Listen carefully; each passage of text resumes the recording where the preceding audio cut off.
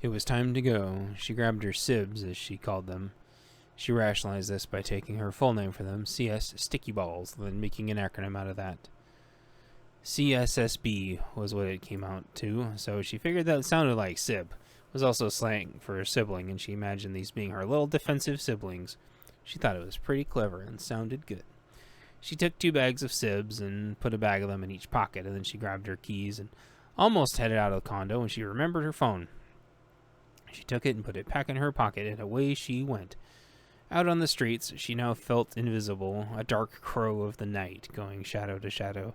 She could move as fast as she wanted or as slow as she wanted. Malaise felt very empowered, as if anyone looked at her, their attention was on the beak. It freaked them out, and they would look away. She imagined everyone had a natural fear of this persona, as if she was the harbinger of a horrible plague. It made her feel even more empowered, and she darted out to the party. On the way, she passed more stores, and from where she could see, the food portions looked nearly empty. She took a picture and sent it to her dad and kept going. Hopefully her dad would see these and would know to come home. Malaise got to the party, and it was suspiciously sparse. This made Malaise feel very upset again. Something wasn't adding up. Was she out of the loop? She looked around and found Darcy. Darcy was the only person that recognized Malaise, as she had helped Malaise make the costume. Darcy, let's bail. Something doesn't feel right. Darcy hadn't noticed it before, but it sunk in quick. Yeah, you're right. What do we do? Why don't you have a sleepover at my place? Dad's not home, and there'll be enough supplies for both of us, so we can ride out the storm together. We can even watch it arrive from my place. Oh yeah, the storm. Good idea. But Darcy, don't tell anyone, okay? Our secret. Okay, our secret. Darcy's costume was of a homeless guy. She was apparently protesting how they weren't doing enough for everyone stuck without homes due to the city's gentrification, no rent control, and not making mini houses, chasing them to the outskirts only to make the outskirts illegal. It was an idiotic cycle. That costume would work, Malaise thought to herself, thinking about being able to move them both inconspicuously. They exited the wimpy party and made a pit stop to Darcy's place. Malaise thought she had seen some people running down the street with things that didn't appear to be theirs. She'd seen this on TV and other places happen before, but not Sealth. Sealth had been peaceful for as long as she was alive and aware. Groups had started coming into Sealth to counter the staged protest. There'd been peace for a considerable amount of time. She knew people would try to recoup how disenfranchised they felt by looting a few things during brief society breakdowns. It bought them some time, where they wouldn't be scrutinized. Brief breakdowns, she thought. Where were the police? They got to Darcy's place, and none of her roommates were there. Darcy wanted to change into street clothes, but Malaise talked her out of it, saying that they could change at her place. Darcy bundled up all of her clothes in a suitcase. Malaise corrected her and told her to put it all in garbage bags to maintain her character. Darcy thought this would look cool, not realizing really how much danger they were in. Malaise knew this was to prevent extra attention drawn to them. Malaise took a second to check her messages and nothing, but at least the messages had sent. She really hoped her dad was okay. She looked outside and she saw people bunching up out there. They needed another route. Malaise, at least take the mask off. You're scaring me. Malaise pulled the mask up for a second and winked. This is exciting, isn't it? Yeah, exciting, I guess. You ready? Follow me. Darcy was finishing writing a note. Staying with friends overnight. See you tomorrow. They headed out. Malaise guided them to an unalarmed back door, and they exited into the darkness. Malaise got her bearings for a second as they headed towards Malaise's condo. Malaise checked the corner, and thankfully everyone was focused in a different direction. Malaise hiding in the darkness and Darcy appearing to be homeless, they almost made it to her place without being interrupted. About a block away, someone from across the street mistook Darcy for someone they recognized. Darcy kept walking confidently, thinking she was close to Malaise. She knew better than to let people close the gap on her. She acted like she didn't hear the person. Malaise hung back, as the guy hadn't seen her in the shadows, apparently. The guy got up behind Darcy, getting angry and now vocalizing it. Darcy started to cry, and it was apparent she wasn't a homeless guy from the sound of her soft whimper. This made the guy even more mad that he was deceived. He tried to swing her around to address him face to face to explain this ruse. As soon as his hand went out, Malaise jumped on his back, reached around, and rubbed 2 sibs on his face.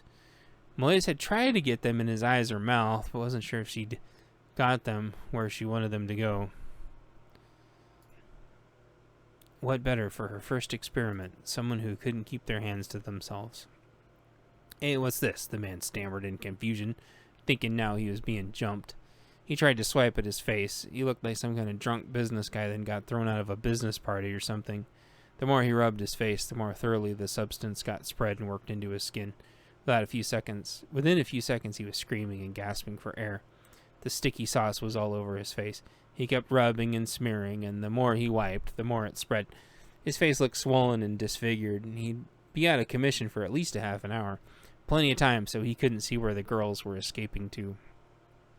He spun around a few times, trying to get their direction, and ended up facing the wrong way. Malaise wiped her hands off her pants, and they ran away from the screaming man. He undoubtedly would draw attention, and they didn't want to be around for that. Darcy was crying. What happened? Nothing, we're fine. He thought you were someone else, but I explained it to him. She lied in efforts to defuse the situation. Did you leave me? She sounded upset and betrayed. No, I was right here the whole time, Malaise affirmed. It wasn't a total lie. She'd just been in the shadows to try to be more effective. They heard thunder in the distance as they made it to Malaise's condo and locked the door. Darcy forgot she was wearing her convincing homeless getup and looked around disoriented. What's going on, Malaise? Darcy was starting to ask about the entire situation, trying to make sense of everything going wrong so fast. It's just a storm, Darcy. Everything will be better tomorrow, promise. Malaise once again didn't answer the question, but now was pretty sure she was lying. Regardless, she knew they needed to survive the night, and this was probably the only way out. She'd seek forgiveness instead of permission every step of the way. Darcy, why don't you whip us up some popcorn? We'll watch a movie. Malaise tried to distract her with going back to routine even briefly. Darcy, out of her own body at this point, went into the kitchen in a trance to make some popcorn, as she had so many times before. Darcy had been there before many times for sleepovers and knew where everything was. Malaise figured if she could keep Darcy busy, they could ride it out. The popcorn finished and they both sat down. Instead of watching a movie, they scooted chairs out to the window overlooking the sound, watching the storm, as night had completely fallen.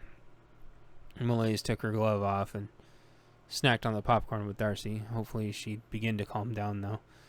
They'd figure something out longer term once the storm actually hit.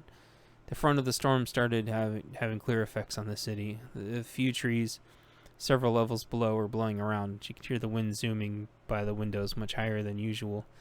This doesn't feel like any normal storm, Malaise thought, but wouldn't say it out loud. Darcy was finally calming down as the two leaned up against each other. Then the power went out in the entire city at once. Darcy startled and grabbed Malaise's hand instinctively to make sure she was still there, and she was. Chapter 14, Luxon, Searching for Escape. Luxon and his group went to check out the commotion at the grocery store. It was a new automated grocery store. Everyone was running out with goods as fast as they could, filling up their cars. Ironically, the store could scan their cards and the items, so they were all being charged anyway. The group agreed that this was odd behavior, but didn't see any police around. What do we do? Nothing we can do. Let's get out of here. Agreed. It was getting dark. Everyone would be getting off work. Getting out would be nearly impossible for hours soon. They went back to their vehicles and said their goodbyes and all headed out. They trip-checked, and nearly every route looked blocked or lagged out. About a third of the group was following Luxon, and he kept turning to find a route that wasn't blocked. Some had construction signs with incomplete-looking roads. Others were blocked with cars that weren't moving. He wondered if this was a mass exodus due to the storm. He remembered seeing similar imagery when there was a big ice storm in Seattle in the 90s. It ended up being a common theme every time there was a hurricane on the East Coast as well, but before the collapse, there was also an easily avoidable near imminent dam collapse far to the south in California. It had caused last-second mandatory evacuations after swearing for days that everything was going to be fine. Luxon hated being caught up in it now. These freaking cities never planned properly, he thought.